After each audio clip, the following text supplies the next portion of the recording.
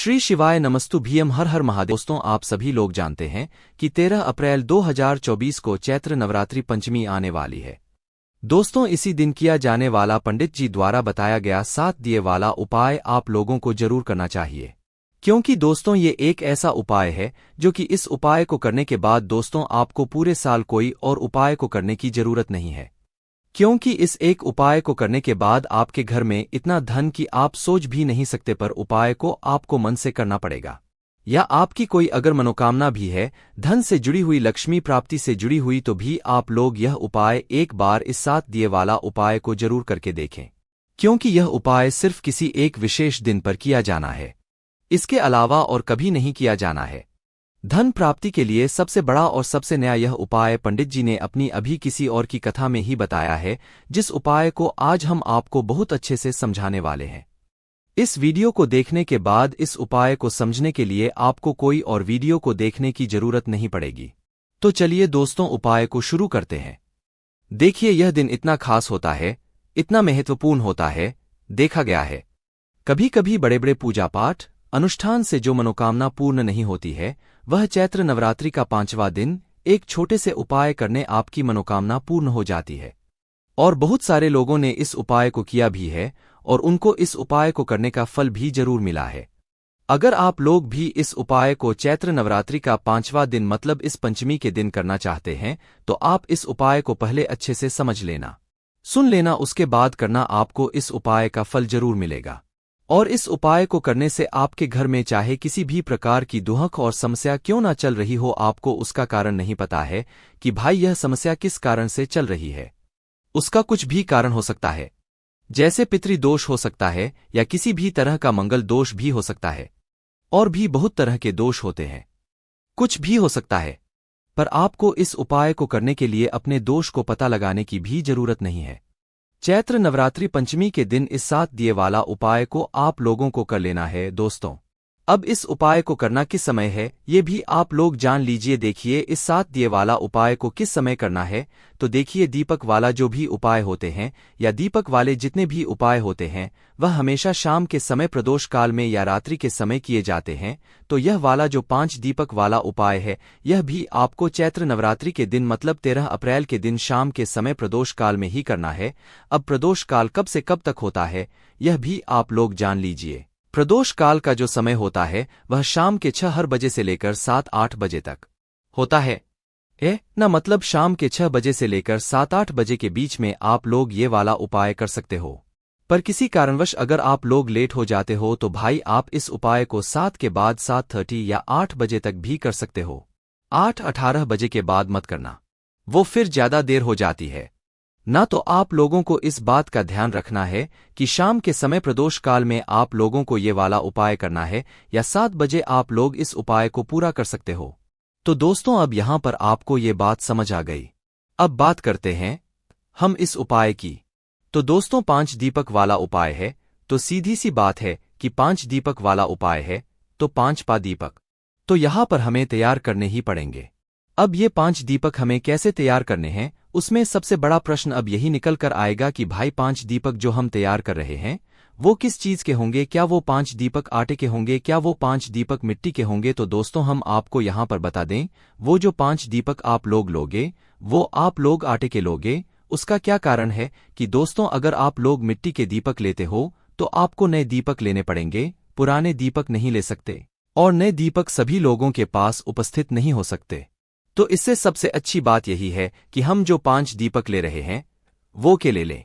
अब आटे के भी जो आप दीपक बनाओगे ना, उसमें ये बात ध्यान रखना कि जो आटा आप लोग इन 5 दीपक के लिए लोगे, उस आटे को घंटे समय या उस आटे के अंदर कुछ भी मत मिलाना, मात्र सादा आटा लेना, उसमें पानी मिलाकर उसको गूंद लेना है ना। गूंदने के बाद, आटा गूंदने के बाद आपको क्या करना है कि जो दीपक आप बनाओगे वो 5 दीपक बनाओगे। और कैसे बनाओगे? मीडियम साइज के दीपक बनाओगे, है ना, ज्यादा छोटे बनाओगे ना ज्यादा बड़े बनाओगे। तो इस प्रकार से आपको उस आटे से 5 दीपक बढ़िया आपने तैयार कर लेने हैं। 5 दीपक जैसे ही आप लोग तैयार कर लेते हो, तो इन 5 दीपकों आपको कहाँ पर रखना है? इन 5 दीपकों को आप अपनी किसी भी एक प्लेट या पूजन वाली थाली में आप लोगों को रखना है। जैसे ही आपके 5 दीपक तैयार हो जाए, वैसे ही आप लोगों को एक एक करके पांचों दीपक अपनी किसी भी प्लेट या थाली में रख लेने हैं। क्योंकि आप दीपक को एक साथ हाथ में पकड़कर तो कहीं लेकर नहीं जा सकते, ना तो इसलिए भाई आप लोग कोई भी पूजन की थाली लेना या अलग से कोई थाली लेना या कटोरी ले लेना जिसमें आपकी ये पांचों दीपक बन जाए, ना तो वह पांचों दीपक अपनी उस पूजन वाली थाली में जमा कर अच्छे से रख लेना। अब 5 आटे की दीपक तो हमने तैयार कर ली है। अब इसमें बात आती है कि इसमें हम बात ही कौन सी रखेंगे, तो यह बात आप पहले से ही जानते हो कि भगवान शिव जी के उपायों में या भगवान शिव जी के लिए हमेशा हम कौन सी बाती का प्रयोग करते हैं, हमेशा हम गोल बाती का प्रयोग करते हैं। तो इस वाले उपाय में, इस 5 दीपक वाले उपाय में भी इन पांचों दीपकों के अंदर आप लोगों को एक एक गोल बाती रखनी है। अब यहाँ पर भी एक बात निकलकर आती है कि जो गोल बाती है, क्या वो हम बाजार से लाई हुई मतलब बाती रखें या हम घर पे बनाई हुई बाती। तो देखो, जब भी आप कोई उपाय करते हो तो उसमें अगर आप अब अपने बने हाथों से बनी हुई कोई सामग्री मतलब रखते हो, मतलब अपने हाथों से बनाए हुए परिश्रम से किए हुए कोई भी सामग्री उपाय में प्रयोग करते हो, तो भगवान इससे ज्यादा प्रसन्न होते हैं। तो अगर आपके घर में रुई है तो भाई आप अपने हाथों से गोलबत्ती बनाओ। कितनी बनाओगे? 5 गोलबत्ती बनाओ है ना, बाजार की भी ले सकते हो, कोई दिक्कत वाली बात नहीं है। पर अगर आप अपने हाथों से बत्ती को बनाकर उपाय करोगे तो भगवान बहुत जल्दी प्रसन्न होंगे। ना तो आपके घर में अगर रुई रखी हो तो भाई अपने हाथों से 5 गोल बत्ती बनाना और एक एक गोल बत्ती इन पांचों दीप के अंदर एक एक करके रख देना है ना। 5 गोल बत्ती बनानी है। आप लोगों को इस बात का भी ध्यान रखना, तो पांचों गोल भी मतलब 5 गोल भी एक एक दीपक के अंदर आप लोग रख देना। उसके बाद में दोस्तों बात आती है, इन 5 दीपक के अंदर हमें डालना चीज है। क्या चीज डालेंगे जिससे ये दीपक हमें जो है जलेंगे? तो दोस्तों हम आपको यहाँ पर बता दें, विशेष रूप से और मुख्य रूप से आप लोगों को इन पांचों दीपकों के अंदर गोल बाती तो आपने रख ही ली है, पर इसके अंदर जो आप चीज डालोगे वो डालोगे शुद्ध देसी गाय का घी। क्योंकि शुद्ध देसी गाय का जो घी होता है वो भगवान शिव जी को बहुत प्रिय होता है और इसी से भगवान शिव जी के लिए हम दीपक यहाँ पर जलाते हैं। तो आपको जो है शुद्ध देसी गाय का घी लाना है। हम शुद्ध देसी गाय का घी क्यों बोल रहे हैं? क्योंकि कई सारे लोग ये समझेंगे कि भाई घी बोला है तो भाव वो बाजार वाला मिलावटी जो ही होता है वो उपाय में प्रयोग कर लेंगे, तो भाई उपाय फिर सही तरीके से काम नहीं करेगा। इसलिए हम हमेशा कहते हैं कि भाई आप लोग जो भी उपाय कर रहे हो उस उपाय को करते समय हमेशा शुद्ध देशिका का घी अपने पास में रखो। इसलिए हमने पहले भी कहा है कि भाई देशी गाय का जो घी है वो आप लोग थोड़ा सा अपने घर में जरूर रखा करो, ताकि कभी भी आपको एकदम से काम पड़ जाए भगवान के कार्य में या भगवान के उपायों को करने में, तो भी आप उस शुद्ध देशिका के घी को ले सको। क्योंकि अगर आप लोग बाजार वाला मिलावटी घी लोगे तो भाई आपका वो उपाय सही तरीके से काम ही नहीं करेगा। तो इसलिए शुद्ध देसी गाय का घी आपके घर में हमेशा होना चाहिए। कहीं से ढूंढ कर लाओ, कैसे भी लाओ, पर थोड़ा सा अपने घर में रखा करो, क्योंकि वही आपकी बरकत भी बनाकर रखता है। तो भाई थोड़ा सा शुद्ध देसी गाय का घी इन पांचों दीप के अंदर आपको डाल लेना है ना। पांचों दीपकों के अंदर शुद्ध देसी गाय का घी डालने के बाद अब आपके ये पांचों दीपक बिल्कुल बनकर तैयार हो जाते हैं। तो दोस्तों अब आप लोगों को क्या करना है कि शाम के समय यह वाला जो आटे के 5 दीपक हैं ये आपको कुछ समय पहले ही तैयार कर लेने, क्योंकि इनको तैयार करने में की तैयारी को करने में आपको समय लगेगा। तो इस बात का भी आप लोगों को ध्यान रखना है। जैसे कि शाम के समय प्रदोष काल में आप लोग ये वाला उपाय करने वाले हो तो आधे से 1 घंटे पहले आप इन 5 दीपक को बनाकर तैयार करके रख लेना, ताकि आप लोग उपाय को बिल्कुल आराम से और पूरे मन और पूरे भाव से कर सको। ना तो भाई माताएं बहनें इस उपाय को विशेष रूप से ध्यान से सुने, क्योंकि वे अगर इस उपाय को करेंगी तो बहुत ज्यादा फल आप लोगों को मिलेगा और भगवान शिव जी आपकी मनोकामना भी बहुत जल्दी ही पूर्ण करेंगे। तो दोस्तों आपके पांचों दीपक तो तैयार हो गए हैं। अब दोस्तों यहाँ पर एक बात और सुन लीजिए कि ये पांचों दीपक हम जहां जहां पर भी रखने वाले हैं, क्योंकि 5 दीपक हमने एक जगह पर रखने के लिए नहीं बनाए हैं। जो ये 5 दीपक हैं ये सीधी सी बात है, 5 दीपक बनाए तो 5 अलग अलग जगहों पर ही रखा आएंगे। तो दोस्तों जहां जहां पर भी ये 5 दीपक रख आएंगे वहां पर आप कोशिश करना कि जिस जगह पर ये दीपक उस जगह पर पहले या तो कुछ चावल के दाने आप लोग रखो या तो कुछ फूल की पंखुड़ियां रखो। उसके बाद फिर इन दीपक को जो है उस जगह पर उस स्थान पर रखो। ना तो अपने साथ में या तो कुछ चावल के दाने रख लेना या कुछ फूल की पंखुड़ियां रख लेना। फिर जहां जहां पर दीपक रखो तो पहले वहां चावल के दाने या फूल की पंखुड़ियां रखना। फिर उसके ऊपर चावल के दाने या फूल की पंखुड़ी के ऊपर फिर ये दीपक रखना है। इस बात का भी आप लोग ध्यान रखना, तो आप लोगों को ये चीज भी अपने साथ में जरूर रख लेनी है जब आप उपाय को करने के लिए अपने घर से निकलो। इसी के साथ में दोस्तों अब आप लोगों को अपने घर से जो है माचिस भी अपनी लेकर जानी है। आप ऐसा ना सोचे कि जहां पर हम ये दीपक जलाने वाले हैं वहीं से हम किसी से माचिस ले लेंगे। अगर आप ऐसा करते हैं जैसे कि आप मंदिर में भी ये दीपक जला रहे हैं और मंदिर की भी माचिस ले रहे हैं, तो इस बात का ध्यान रखना वो माचिस जिस भी व्यक्ति की होगी आपके इस उपाय को फल उस व्यक्ति को भी चला जाएगा। इसलिए अगर आप चाहते हो कि भी आपके इस उपाय को करने का फल पूरा ही आपको मिले तो उस स्थान पर आप लोगों को अपनी ही माचिस अपने ही घर से लेकर जानी है। इस बात का आप लोग विशेष रूप से ध्यान रखना, ठीक है? तो भाई 5 दीपक हैं, 5 अलग अलग जगहों पर रखा जाएंगे।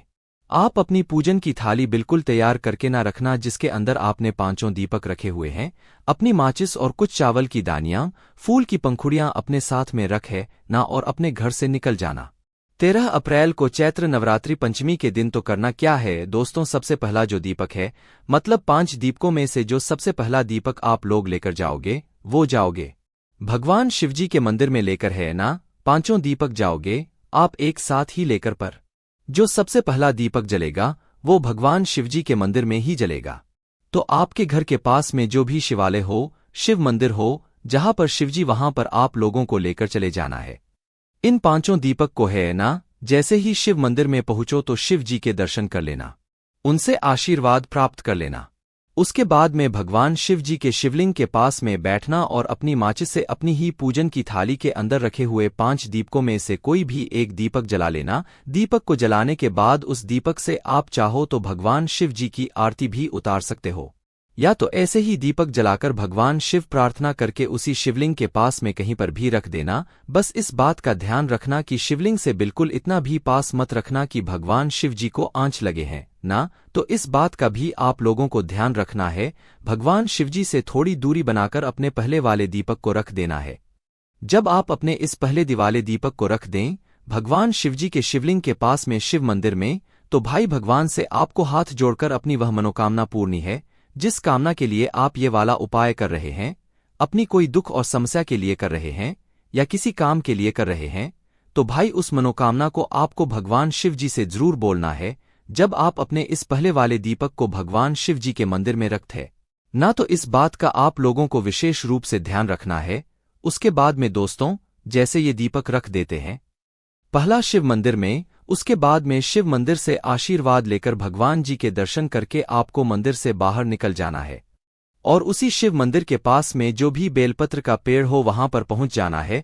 जो बेलपत्र का पेड़ बड़ा हो इस बात का भी ध्यान रखना, या आपके घर के पास में जो भी बेलपत्र का पेड़ हो वहां पर चले जाना है ना। दूसरे नंबर का दीपक रखने के लिए तो बेलपत्र के पेड़ के नीचे पहुंचना, वहां पर जाकर अपने दूसरे नंबर का दीपक अपनी ही प्लेट के अंदर अपनी माचिस से जलाना। दीपक को उठाकर भी बेलपत्र के पेड़ के नीचे भगवान शिव जी, माता पार्वती जी और माता लक्ष्मी जी का नाम लेकर रख देना, जिससे कि आपके घर में कभी भी धन की, पैसों की कमी नहीं हो सकती है ना। तो दूसरे दवक बेलपत्र के पेड़ के नीचे जलाने के बाद भगवान से प्रार्थना करके उनको उदोग देकर वहां से भी उठ जाना।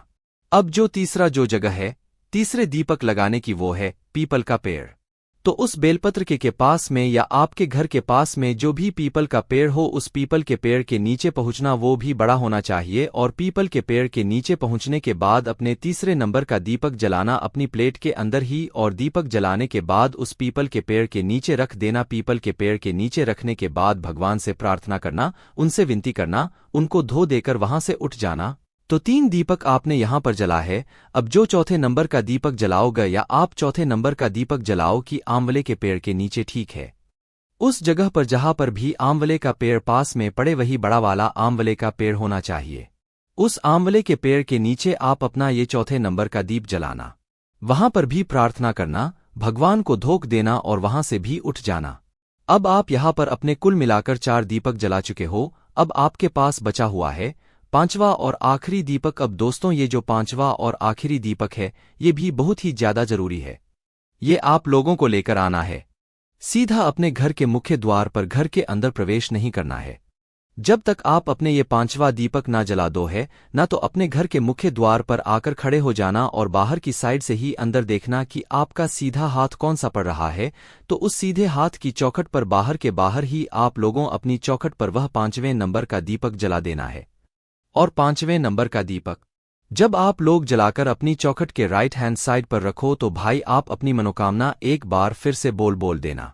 भगवान शिव जी से विनती कर लेना, उनसे प्रार्थना कर लेना। आप जिस भी मनोकामना के लिए ये वाला उपाय करोगे, आपके बमन कामना जरूर पूर्ण होगी। और पांचवा और आखिरी दीपक अपनी घर के मुख्य द्वार की राइट हैंड साइड या सीधे हाथ पर सीधे हाथ की पर इस 5 वाले दीपक को लगाने के बाद आपका ये वाला उपाय पूर्ण हो जाएगा और भगवान शिव जी तक आपकी मनोकामना भी जरूर पूर्ण हो पहुंच जाएगी है ना। तो आप अपना ये 5 दीपक वाला उपाय जरूर करें। बाकी दोस्तों, इस उपाय करने में अगर आपको कोई भी दिक्कत समस्या आती है तो कमेंट करके पूछ सकते हैं। श्री शिवाय नमस्तु भीम हर हर महादेव।